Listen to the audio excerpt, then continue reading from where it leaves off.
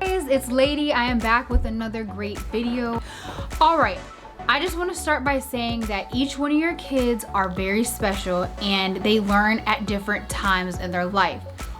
What one thing might work for one kid might not work for the other, so just keep that in mind. These are just my tips on how I got all 4 of my children to be potty trained by 15 months. All right, tip number 1 is wake and potty. And what I mean by that is every single time that they wake up, they need to be using the potty. Whether that's waking up from a nap, whether that's waking up from bedtime, they need to be using the potty every single time that they wake up, whether they had something to drink or not, because the brain works in mysterious ways, especially for children. And I've noticed that even after my kids don't drink after 8, they still will use they still need to go to the bathroom, or they will still wake up out of their sleep to go to the bathroom. So with that whole don't let them drink, before 8 rule is kind of out the window, because it doesn't matter if they've had something to drink or not. It's just something with kids' bodies that it doesn't happen all the time, but most of the time they will still wake up to go to the bathroom. Sometimes some kids can hold it until the morning time. So please make sure you wake up. As soon as they wake up, they are using the bathroom. My second tip is eat and potty. Now, basically what I mean by that is every single time that they eat, they need to be going to the bathroom at least 15 to 20 minutes afterwards, because that gives their body time to digest and process the food so that they can go to the bathroom. You could put them up there I would honestly leave them up there for about 5 minutes. No more than that, because they'll think that, okay, this is just my seat. I don't need to go to the bathroom. No, that's what you needed. That's your potty seat, so you need to go to the bathroom. You have to keep telling them that. It's almost time to get off the potty seat. Make sure you go to the bathroom. Tip number 3, buying potty seats at age 1. Yes, I said at age 1. In my family, we actually have this tradition where we buy every one of our kid, even if we have a potty seat left over, we buy each one of our kid a potty seat for their first birthday. Whether they use it or not, that's up to them. But we at least show them hey, there's a potty seat like mommy and daddy. So they'll at least at the age of 1, at least get the idea of, okay, I just got a potty seat for my birthday. That's awesome. Let me go ahead and see what this is about and explore it. And like I said, they don't necessarily have to use it at 1, but you're at least buying it at 1, so it's in your house and you can give your child a kind of an understanding and teaching them that, hey, I need to be using the potty. So on their first birthday, once you buy this, you need to hype it up. You need to really, honestly, truthfully hype it up, because kids are very smart. They read your emotions, they read your vibe and your energy. So when you're buying them a potty seat and you're like, look at what I got you, and it's wrapped up as a present, and they're like, oh my God. Tip number 4, when you run out, don't buy. Basically what I mean by that is when you run out of diapers, don't be so quick to go to the store and buy more, because when you do that and you're telling yourself mentally hey, I'm gonna be putting these diapers on them. So you're kind of training your own brain for backup mode. And when you're potty training, there doesn't need to be a backup mode. There doesn't need to be backup anything. It's just, honestly, you have to go full force. You have to, when they run out, do not go buy more diapers, because, when I say diapers, I mean diapers, pull-ups, any of that stuff, because I'm telling you right now, pull-ups are a waste of money. I have never, except for my first child, Jaleesa, I have never in my life bought my kids pull-ups. They're a waste of money, they're expensive, and honestly, they're really not worth it. So when you run out, do not be so quick to run to the store and buy more. Tip number 5 is buying underwear.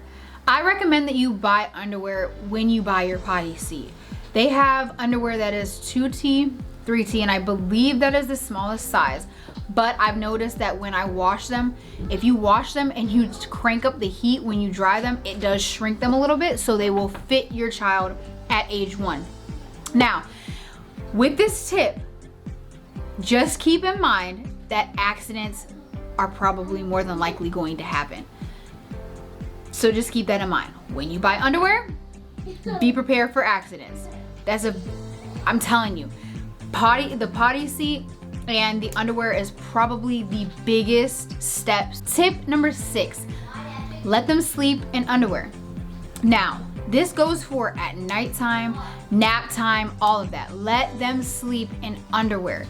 You honestly and truthfully will be surprised that your child will be able to hold it. And honestly and truthfully, my kids have barely had accidents when they were going for a nap or sleeping. Honestly, truthfully, you will be very surprised at your child's ability to hold, pee, and poop when they're at a young age. A lot of dockers, what the heck are dockers? But anyways, a lot of doctors recommend you wait till about 2 to 3 to potty train. Honestly, truthfully, I believe that can be tossed out the window as well, because when I went to my doctor's office, they were trying to ask me to print them out what I do and what methods I use to potty train my children, because when I go to their checkups, they're like, okay, take their diaper off, and I'm like, yeah, they don't have a diaper, they have underwear. Can they just keep their underwear on? They're like, wait, what? Yeah, I'm telling you, these methods work. Tip number 7, which is wear underwear in public. Now, that tip is exactly how it sounds. When you are in public, I really advise you to just keep the underwear on them. One of the biggest reasons being is they get very confused. So they think, oh, so you're only supposed to use the bathroom while you're in your home and not in public.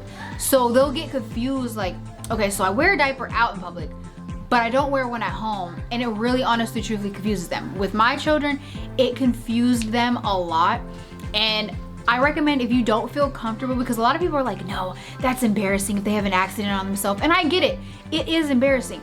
Probably 1 out of all 4 of my children had an accident, and it was one time in public, and it was like a little bit, and it didn't like trickle on the floor. It was like a small dot in the front of his pants, and that was it. Now, like I was saying, if you do not feel comfortable with that, I honestly truthfully recommend putting like a pad liner in both boys and girls underwear, just so they have like the sensation of, okay, I'm wearing underwear, but you still have a little bit of protection. So if they do pee, it won't be all over the floor. There's still some type of fabric there to stop the pee. Tip number 8, hype it up. When I mean hype it up, I mean hype it up. Now, you don't necessarily, the misconception is you have to reward them with a sucker. You gotta reward them with candy and bribe them to go to the bathroom. No, you do not. I'm telling you, with all 4 of my children, I gave them everything and anything under the sun. I gave them carrots, applesauce. Yes, I gave them suckers sometimes, stickers. Anything will help. Anything that you can use as a reward, do it. Because children, especially that young, they don't care what it is. If you're hyping it up and you're really like, oh my God, good job, and this and this and this, they don't care what you give them. They will be very, very grateful. Tip number 9, do not punish.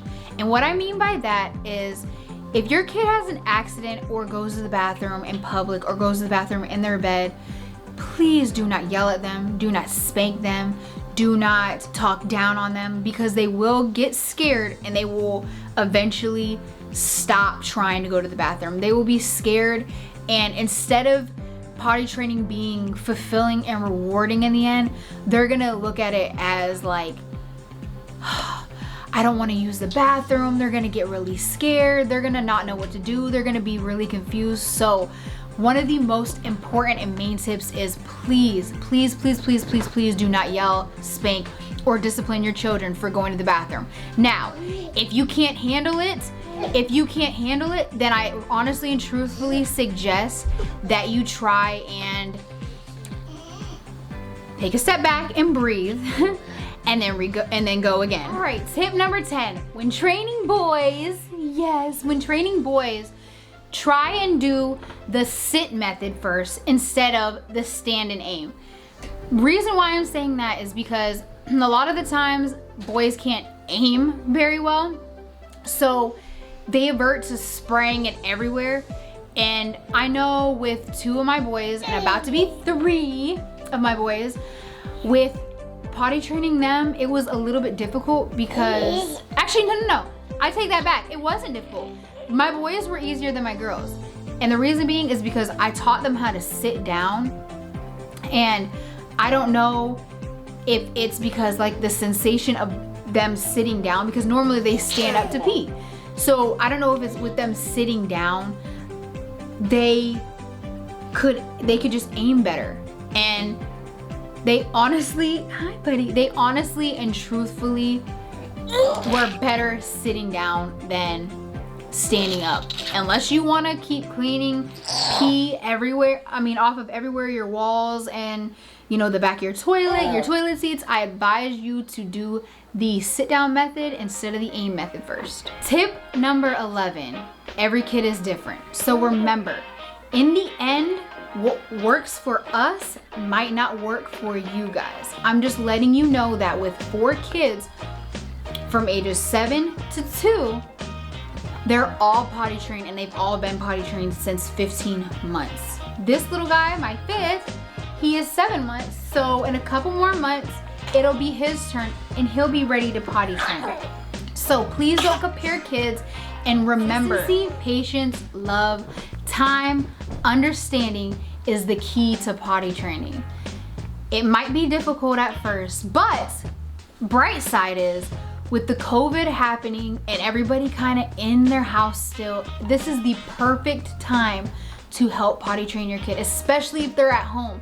Because once everything really starts opening back up, your kid will be ready to go back to daycare, preschool, or whatever, wherever they need to go potty at, and it'll be less stress and less money strained for you. Make sure you guys give this video a thumbs up, share it, hit the subscribe and the notification box, and even if this didn't help you, it might help somebody else who needs to be potty trained.